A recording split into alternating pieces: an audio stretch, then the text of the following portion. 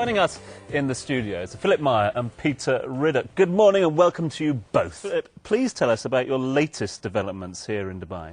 Well, as already the last time I was here, I can just repeat myself. It's been an incredible journey so far, and the orchestra keeps growing and growing and growing, and there's an enormous interest, and I'm very happy that Peter is sitting here today as well, because I think there is a perfect synergy we have found there. I'm sure Peter agrees with me there, to have one of the major property developers supporting the Dubai Philharmonic Orchestra, and I was always looking for that kind of corporate sponsorship, which any orchestra for that matter needs in the world, you know. I mean, Peter, that has to be the first question, really. I mean, given all the opportunities here in this growing city, this diverse and cosmopolitan city, why classical music? Why the orchestra?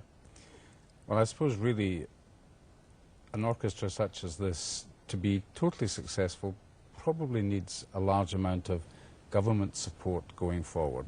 We on our own couldn't really totally support it, but as an organisation we've been very successful in Dubai. We want to start to put things back into the community.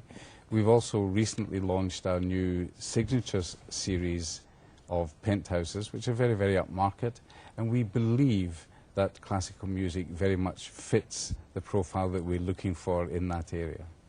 Philip, for the non-musically inclined, Philharmonic Orchestra and an orchestra, what's the big difference? It's purely, it is purely a definition of the name, really. I mean, Philharmonic comes from an old ancient Greek word and means friends of harmony. And a symphony orchestra has traditionally been an orchestra which would purely play symphonic music.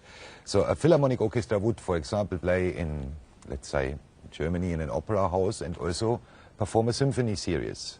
And a symphony orchestra would only play the symphony series, so that's all it is. There is really no difference. There's no difference in the makeup of the ensemble. It's all the same, and it's just a name, really. We're just seeing some footage, actually, Philip, here of the DPO at the moment. I think this was Duktak maybe in 2006, but yes. It's amazing to think how quickly the DPO has grown in a relatively short amount of time, isn't it? Yes. I mean, it's probably an example for Dubai in general, you know, that things tend to happen rather quickly. And I find, for example, the fact that concert planning is very short term here, sometimes quite challenging, to be honest.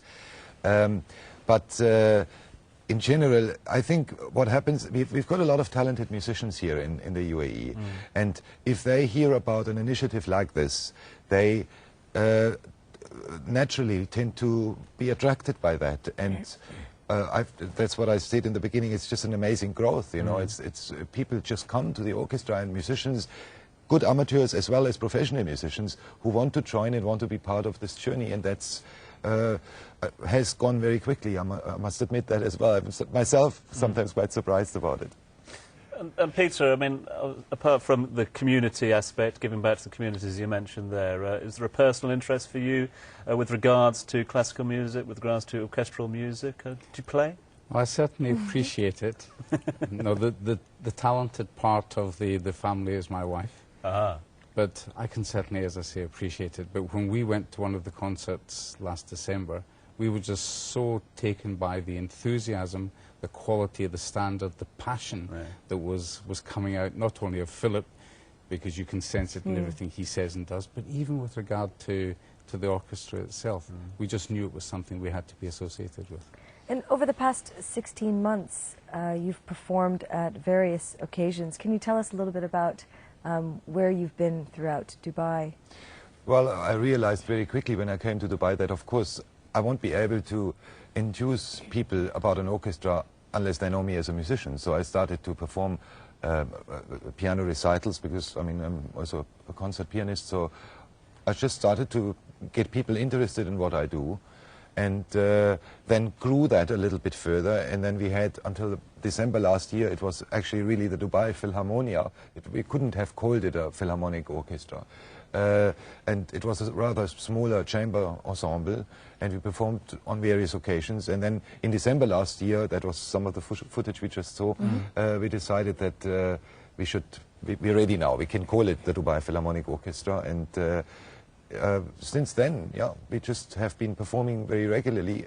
Most recently at DAMAC's launch of the signature penthouses, which was a wonderful function. In fact, the whole setup was beautiful.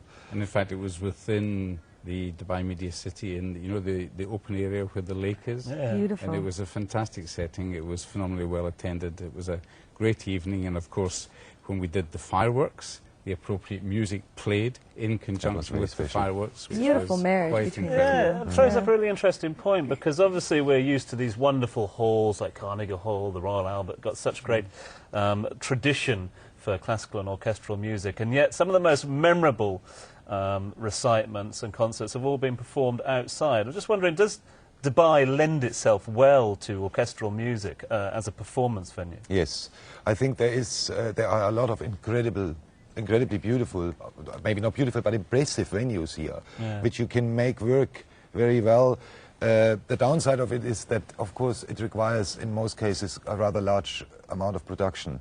But, for example, the venue at Dubai Media City where we performed for DAMAC is absolutely incredible. And I was just thinking to myself, I was standing there in front of these buildings, and I saw Reuters, CNN, it was quite a feeling, to be honest. And then the fireworks in the end was very spectacular. I mean, I must say, we played Handel's music for the Royal Fireworks, which is written for fireworks. Sounds magical. And I remember that the production manager from DAMAC and myself, we were arguing about starting the fireworks into the music or not. And I said, no, let them go into the music. Oh, but it's going to be far too loud.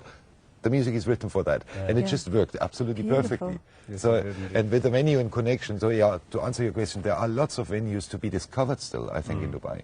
And now a venue that you will be discovering, maybe you've played there already, is the Medina Jumeirah on the 2nd of June. No, we haven't performed there. That's one of the reasons why we're doing a Great. concert there now, because one of my visions of the orchestra is to be really seen everywhere. I mean, the orchestra belongs to the people of Dubai. Right.